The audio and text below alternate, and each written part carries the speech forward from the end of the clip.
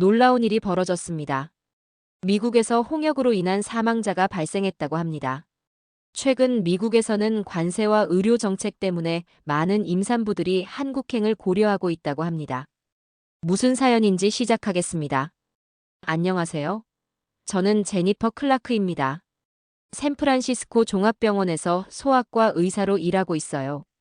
요즘 미국은 홍역 비상사태라 해도 과언이 아닙니다. 특히 제가 근무하는 병원은 연일 홍역 환자들로 넘쳐나고 있어요. 지난주 텍사스에서는 8살 어린이가 홍역으로 사망했다는 소식이 들려왔습니다. 이번 달에만 벌써 3번째 사망자예요. 이전에 텍사스에서 6살 아이가, 뉴멕시코에서는 성인 1명이 홍역으로 목숨을 잃었습니다.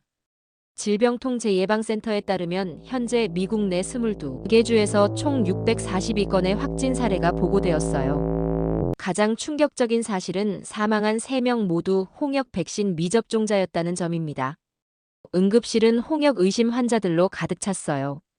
대부분 아이들이었는데 온몸에 빨간 발진이 퍼져 있고 고열에 시달리는 모습이 보기 안타까웠습니다. 한 어머니는 왜 아이에게 백신을 맞히지 않았냐는 제 질문에 소셜미디어에서 백신이 자폐증을 유발한다는 글을 봤다고 대답했어요.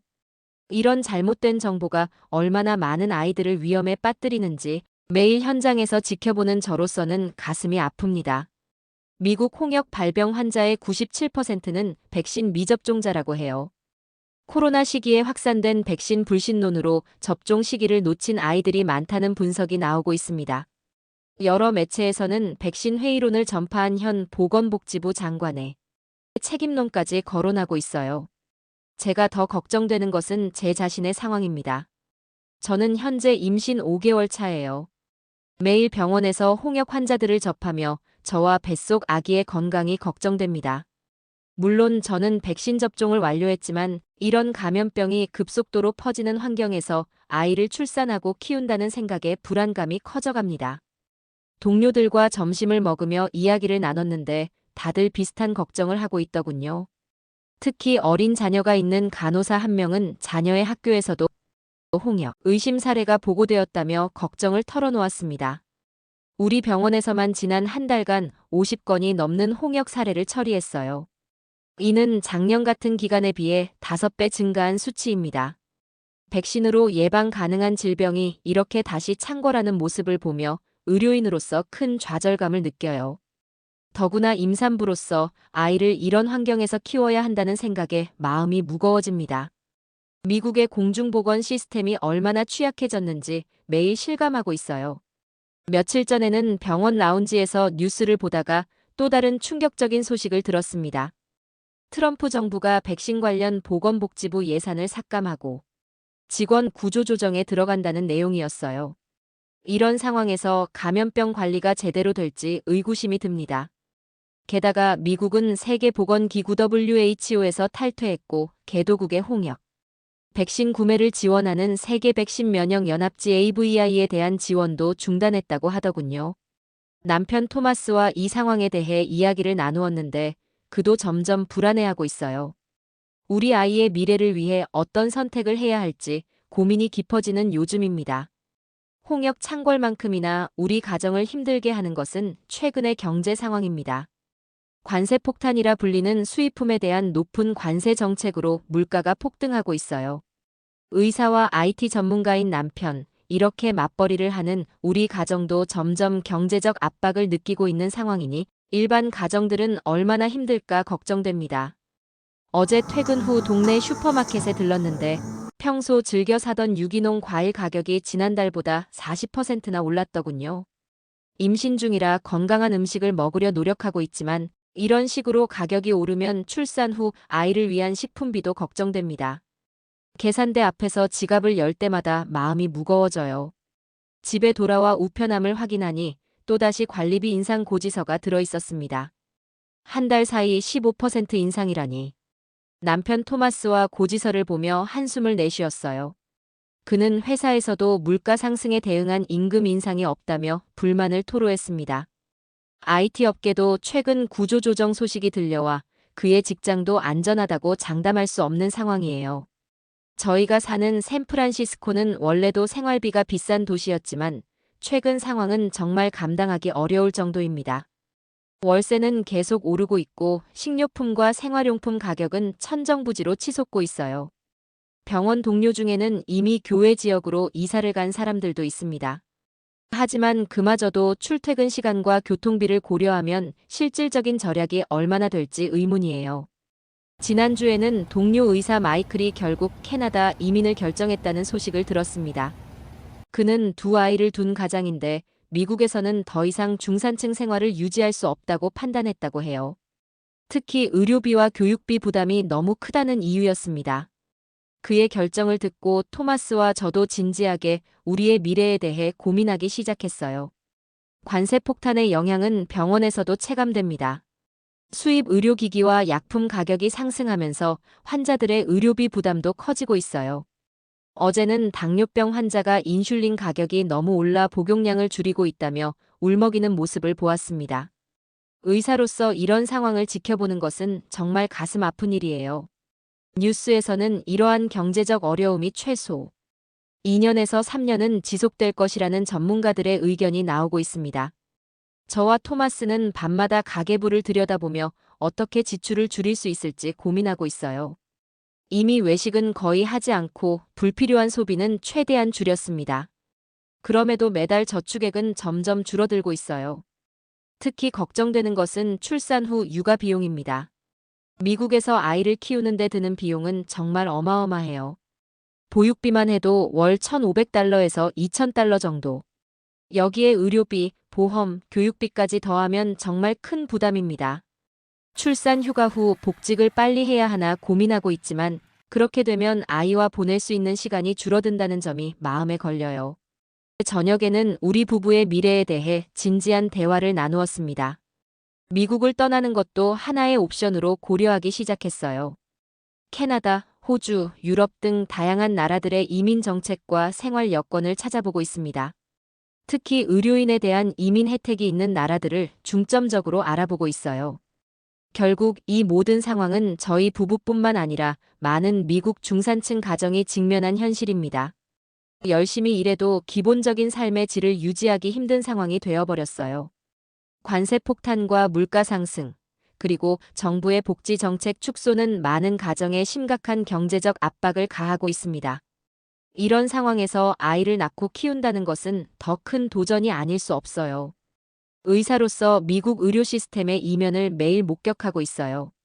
겉으로 보기에는 세계 최고의 의료 기술과 시설을 갖춘 것처럼 보이지만 현실은 많은 문제점들로 가득합니다. 특히 임신 중인 저로서는 이 시스템 안에서 출산과 육아를 해야 한다는 생각에 불안감이 커져가고 있어요. 지난주 정기 산전 검진을 받으러 갔을 때의 일입니다. 예약 시간보다 1시간을 더 기다려야 했어요. 의사인 저도 이런데 일반 환자들은 얼마나 오래 기다려야 할까요? 미국 의료 시스템에서 긴 대기 시간은 이미 일상이 되어버렸습니다.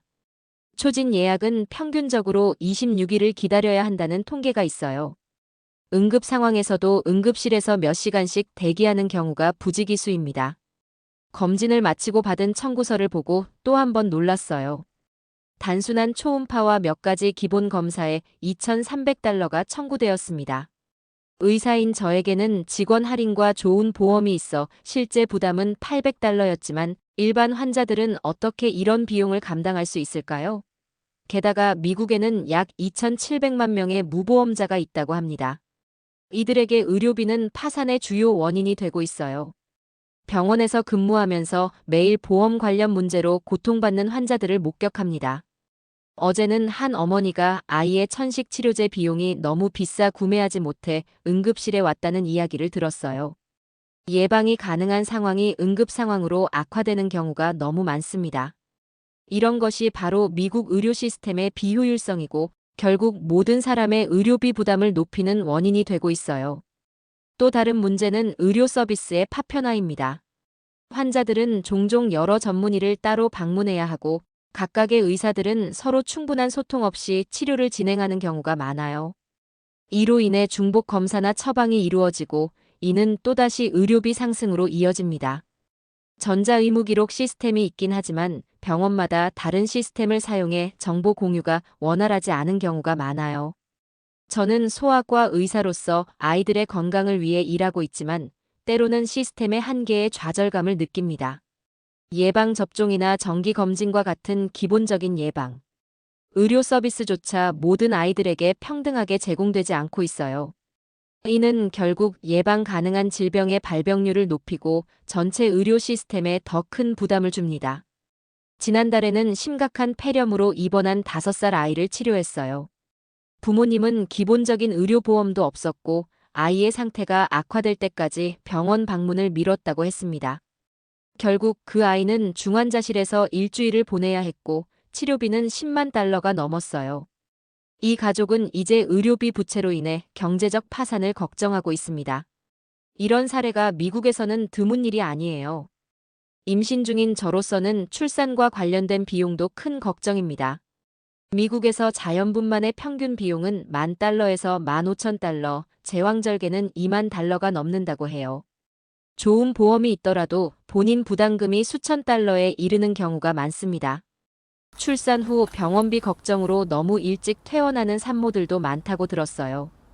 또한 미국은 선진국 중 유일하게 법적으로 보장된 유급 출산 휴가가 없는 나라입니다. 출산 후 빨리 직장에 복귀해야 하는 압박감은 산모와 아기의 건강에 부정적인 영향을 미칠 수 있어요. 저는 병원에서 12주의 출산 휴가를 받을 수 있지만 많은 여성들은 그런 혜택조차 누리지 못합니다. 미국 의료 시스템의 또 다른 문제는 예방 의료보다 치료 중심이라는 점이에요. 질병 예방과 건강 증진에 투자하는 것보다 이미 발생한 질병을 치료하는데 더 많은 자원을 사용하고 있습니다. 이런 접근 방식은 장기적으로 더 높은 의료 비용과 더 나쁜 건강 결과로 이어지고 있어요. 이러한 미국 의료 시스템의 현실을 매일 직면하면서 저는 종종 다른 나라들의 의료 시스템에 대해 알아보곤 합니다. 캐나다, 영국, 독일, 프랑스 등 많은 선진국들이 전국민 건강보험 제도를 통해 더 접근성 높고 비용 효율적인 의료 서비스를 제공하고 있다고 해요. 특히 최근에는 한국의 의료 시스템에 대해 관심이 생겨 자료를 찾아보고 있습니다. 한국은 전국민 건강보험과 함께 효율적인 의료 서비스 제공으로 잘 알려져 있거든요. 며칠 전 병원 라운지에서 보건복지부 장관 기자회견을 보며 동료들과 함께 할 말을 잃었습니다. 그가 갑자기 MMR 백신 접종을 권고하는 발언을 했거든요. 이전까지 줄곧 백신에 회의적인 입장을 보여왔던 그가 입장을 바꾸다니 정말 뜻밖이었어요. 기자회견에서 홍역 확산을 예방하기 위한 가장 효과적인 방법은 MMR 백신이라며 3월 초부터 CDC팀을 텍사스에 배치해 홍역 대응 역량을 강화하고 있다고 말했습니다. 심지어 텍사스에서 홍역으로 사망한 8살 소녀의 장례식에도 직접 참석했다고 해요.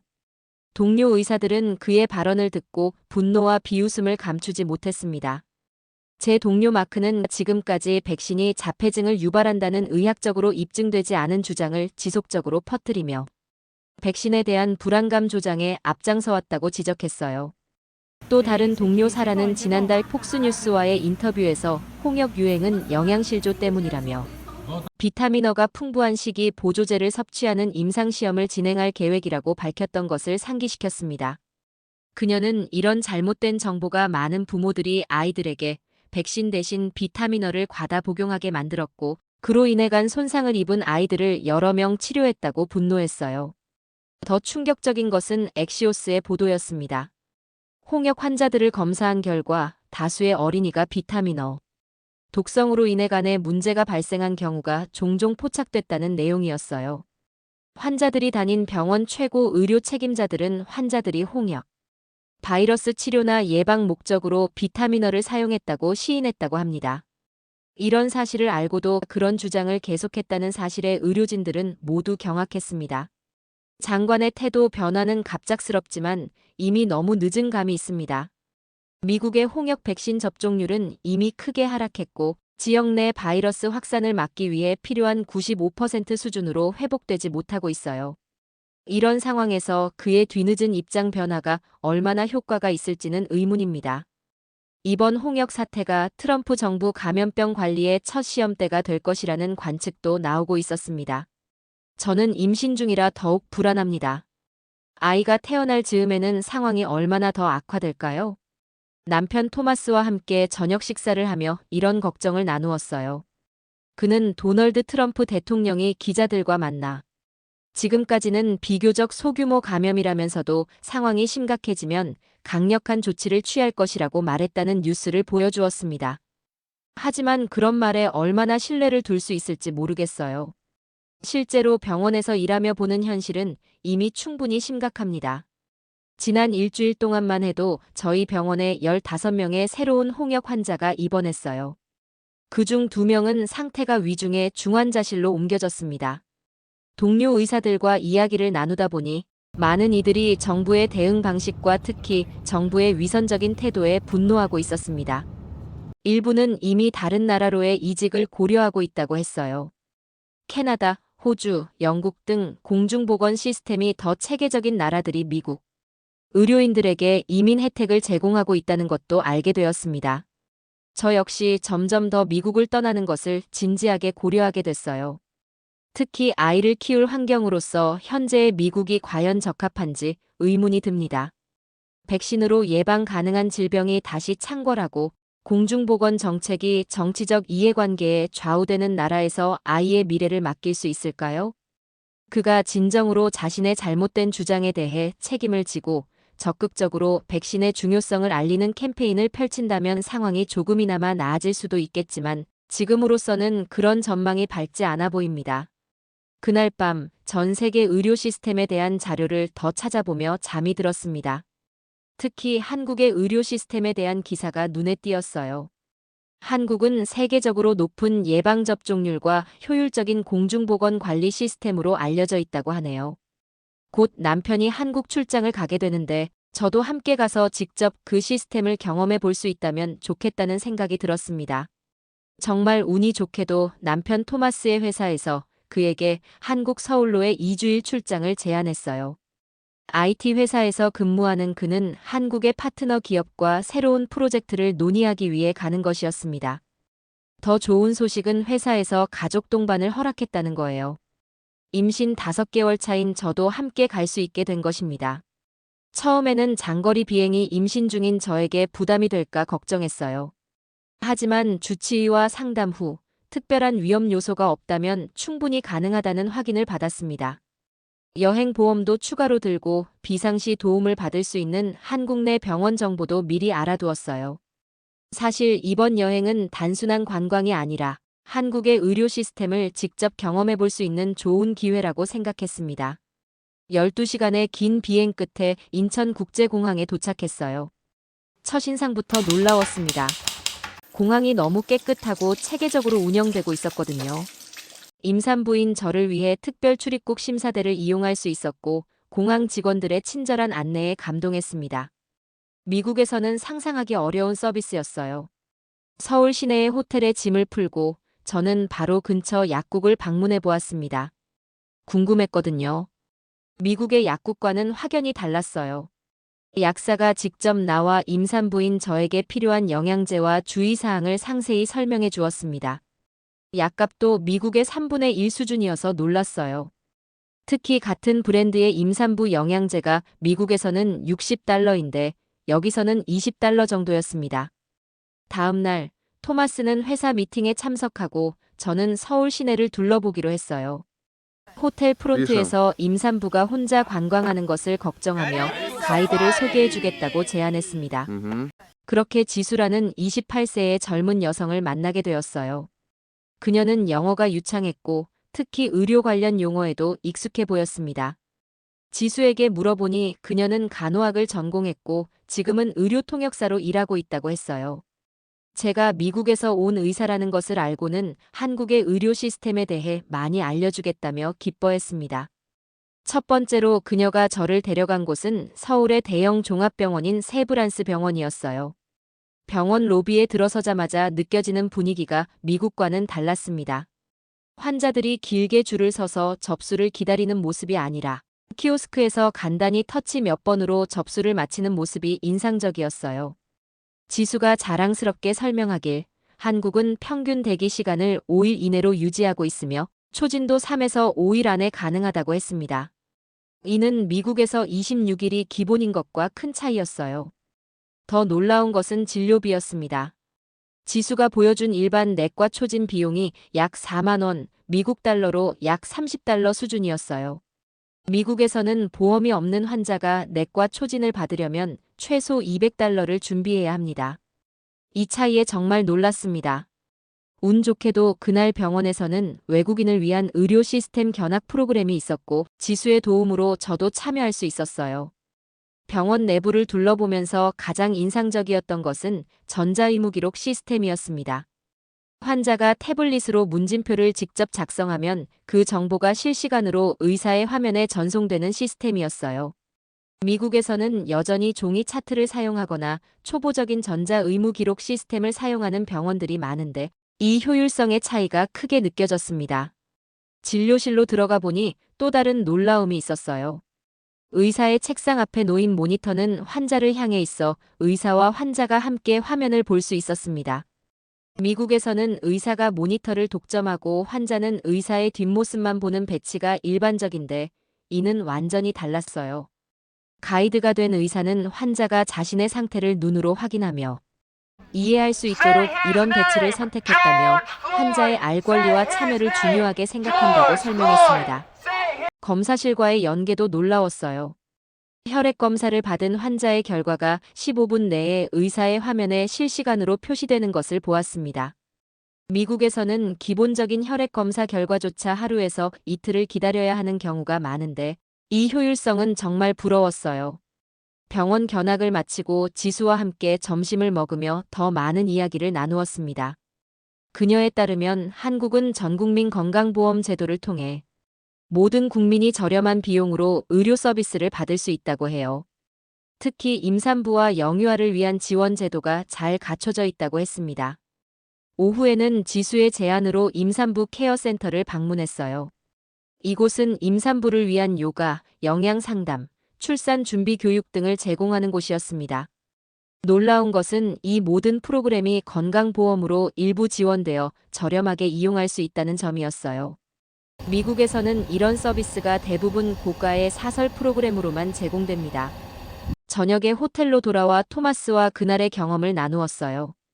그도 회사 미팅에서 한국의 직장 복지 시스템에 대해 들었다며 특히 출산 휴가와 육아 지원 정책이 인상적이었다고 했습니다. 한국에서는 법적으로 보장된 산전 후 휴가가 90일이고 배우자도 육아휴직을 사용할 수 있다고 해요. 미국의 현실과 너무 대조적이었습니다. 다음 날은 예정에 없던 일이 발생했어요. 아침에 일어나니 가벼운 복통이 있었고 걱정이 되어 호텔 프론트에 도움을 요청했습니다.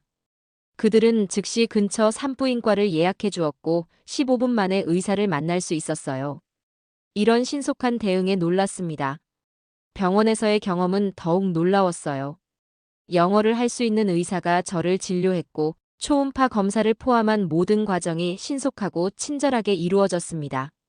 다행히 아무 문제가 없다는 진단을 받았고 총 비용은 미국 달러로 약 50달러였어요. 미국에서 같은 서비스를 받았다면 최소 500달러는 들었을 겁니다. 이런 경험들을 통해 저는 한국의 의료 시스템에 깊은 감명을 받았어요. 효율성, 접근성, 비용 효율성 모든 면에서 미국보다 뛰어나 보였습니다. 무엇보다 환자 중심의 접근 방식이 인상적이었어요. 이런 시스템에서 우리 아이가 태어나고 자랄 수 있다면 얼마나 좋을까 하는 생각이 들었습니다. 한국 체류 사흘째 되는 날, 지수는 저를 세브란스 병원의 산부인과로 안내해 주었어요. 미국인 임산부로서 한국의 산전 관리가 어떻게 이루어지는지 실제로 경험해 보고 싶었거든요. 물론 정식 진료는 아니고 산부인과 과장님과의 상담 형식으로 예약을 해 주었습니다. 병원에 도착하자마자 느껴진 것은 질서정연함이었어요. 접수 과정이 너무 간단했고 대기실은 깨끗하고 조용했습니다. 미국 병원의 혼잡함과는 완전히 달랐어요. 더 놀라운 것은 예약 시간을 정확히 지킨다는 점이었습니다. 정확히 10시 30분에 간호사가 제 이름을 불러 진료실로 안내했어요. 김 교수라는 여성 산부인과 의사가 저를 맞이했는데 그녀의 영어 실력에 놀랐습니다.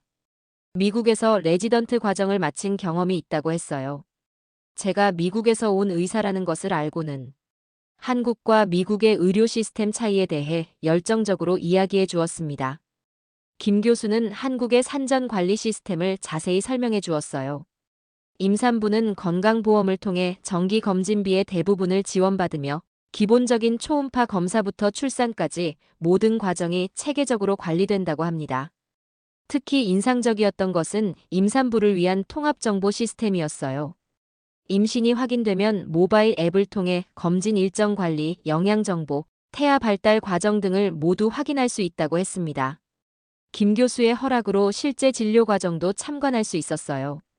한 임산부의 진료를 지켜보니 의사와 환자 간의 소통이 정말 원활했습니다. 초음파 화면을 환자와 함께 보며 태아의 상태를 상세히 설명해주고 모든 궁금증에 친절히 답변해주는 모습이 인상적이었어요. 검사 결과도 즉시 확인되어 환자가 기다리지 않고 그 자리에서 상담을 마칠 수 있었습니다. 제가 가장 부러웠던 점은 출산 후 관리 시스템이었어요. 김 교수에 따르면 한국에서는 출산 후 산후조리원이라는 특별한 시설에서 보통 2주 정도 머물며 전문적인 산모 케어를 받는다고 합니다. 이는 미국에서는 상상하기 어려운 개념이었어요. 출산 직후 바로 집으로 돌아가 모든 것을 혼자 해결해야 하는 미국의 현실과 너무 대조적이었습니다. 마침 그날은 병원에서 외국인 환자들을 위한 특별 투어가 있어서 저는 김 교수의 소개로 참여할 수 있었어요. 새로 지어진 산부인과 병동, 신생아실, 수술실 등을 둘러보며 최첨단 시설에 감탄했습니다. 특히 인상적이었던 것은 가족 중심의 분만실이었어요. 남편이나 가족이 함께 있을 수 있는 공간이 마련되어 있었고 출산 과정이 의료 처치가 아닌 가족의 경험으로 디자인되어 있었습니다. 한국 체류 기간이 절반을 지나면서 저는 한국의 의료 제도에 대해 더 깊이 알아보고 싶었어요. 지수의 도움으로 국민건강보험공단을 방문할 기회를 얻었습니다.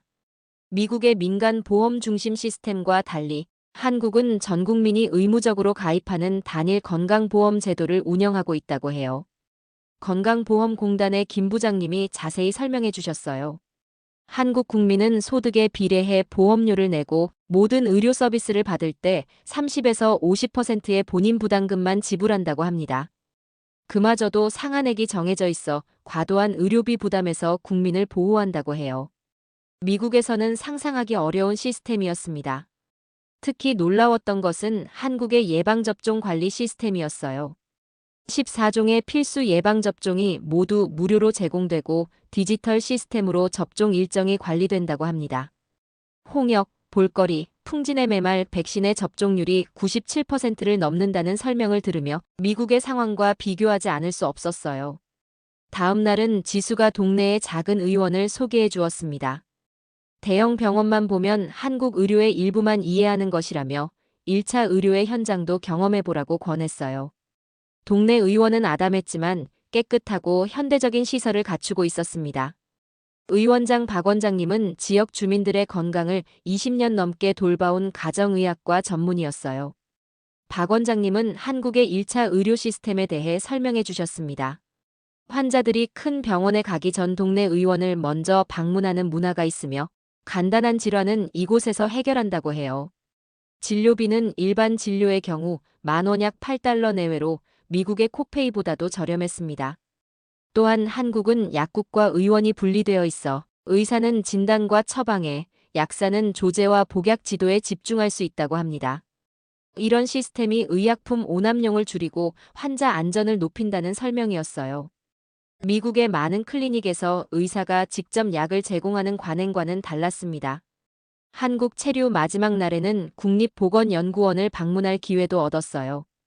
연구원의 정 박사님은 한국이 OECD 국가 중 의료비 지출은 적은 편이지만 건강 성과는 상위권을 유지하고 있다고 자랑스럽게 말씀하셨습니다. 특히 영아 사망률이 낮고 기대 수명이 높은 것은 효율적인 의료 시스템 덕분이라고 해요. 정 박사님은 또한 한국의 디지털 헬스케어 발전에 대해서도 소개해 주셨어요. 전국의 모든 의료기관이 디지털로 연결되어 환자 정보를 공유하는 시스템이 구축되고 있으며 원격 의료 서비스도 점차 확대되고 있다고 합니다. 이런 첨단 기술과 전통적인 의료 서비스의 조화가 한국 의료의 강점이라고 설명해 주셨습니다. 호텔로 돌아오는 길에 지수에게 물었어요. 이런 좋은 시스템에도 단점은 없냐고요. 그녀는 솔직하게 대답했습니다. 의사들의 과로 문제, 일부 비급여 항목의 높은 비용, 대형 병원 쏠림 현상 등 개선해야 할 점들이 있다고 해요. 하지만 전반적으로 국민 대다수가 합리적인 비용으로 양질의 의료 서비스를 받을 수 있는 시스템이라는 점은 분명하다고 말했습니다. 이런 경험들을 통해 저는 한국의 의료제도가 가진 매력을 깊이 이해하게 되었어요. 전국민 건강보험, 합리적인 의료비, 높은 접근성, 그리고 효율적인 예방 시스템까지 미국으로 돌아가야 한다는 생각에 마음이 무거워졌습니다. 미국으로 돌아오는 비행기 안에서 토마스와 저는 진지한 대화를 나누었어요. 한국에서의 이 주일은 저희 부부에게 많은 생각할 거리를 주었습니다. 특히 곧 태어날 아이를 어떤 환경에서 키울 것인가에 대한 고민이 깊어졌어요. 샌프란시스코 집으로 돌아온 후 일상이 갑자기 낯설게 느껴졌습니다. 병원으로 출근한 첫날, 응급실은 여전히 홍역 환자들로 가득했고 의료진은 지쳐 보였어요. 동료들에게 한국의 의료 시스템에 대해 이야기했더니 다들 부러워하면서도 미국에서는 불가능한 이야기라며 체념한 반응을 보였습니다. 집에 돌아와 우편함을 확인하니 또다시 인상된 의료보험료 고지서가 들어있었어요. 관세 폭탄의 여파로 물가는 계속 오르고 있었고 임신 후반기에 접어든 저는 출산 후 경제적 부담이 더욱 커질 것이라는 불안감에 시달렸습니다.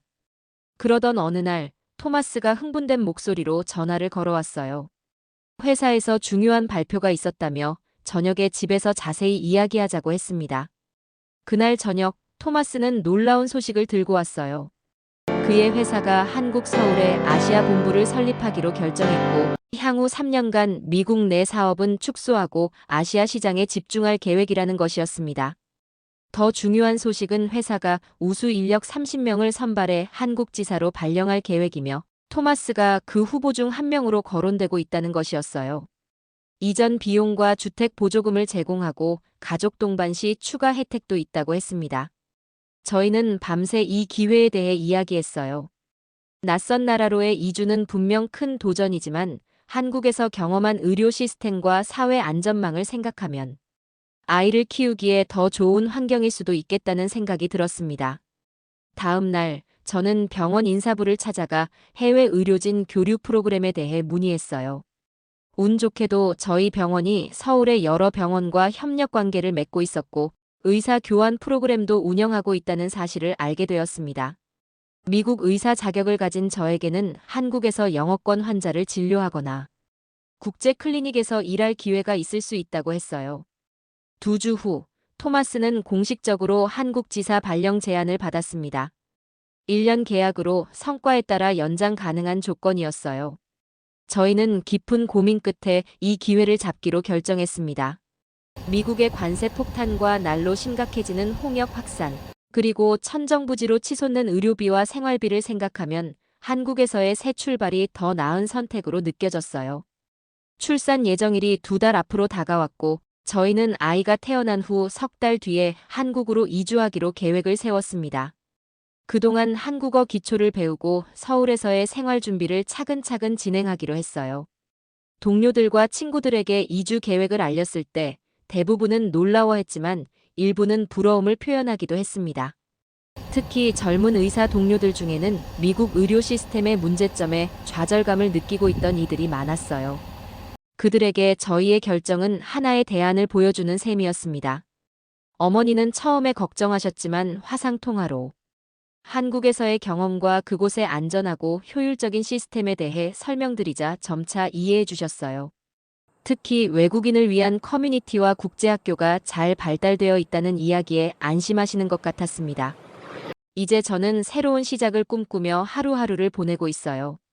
미국을 떠난다는 것은 분명 큰 변화이지만 아이의 미래를 위한 더 나은 선택이라고 믿습니다. 한국의 효율적인 의료 시스템, 높은 교육 수준, 그리고 안전한 사회 환경은 부모로서 저희가 아이에게 줄 수 있는 최고의 선물이 아닐까 생각해요. 물론 이주 과정에서 많은 도전과 어려움이 있겠지만 저희 가족의 새로운 챕터가 시작된다는 설렘이 더 큽니다. 때로는 익숙한 것을 떠나 새로운 길을 선택하는 용기가 필요하다고 생각해요.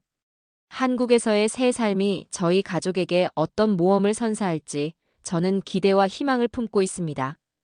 오늘 사연은 여기까지입니다. 시청해주셔서 진심으로 감사드립니다.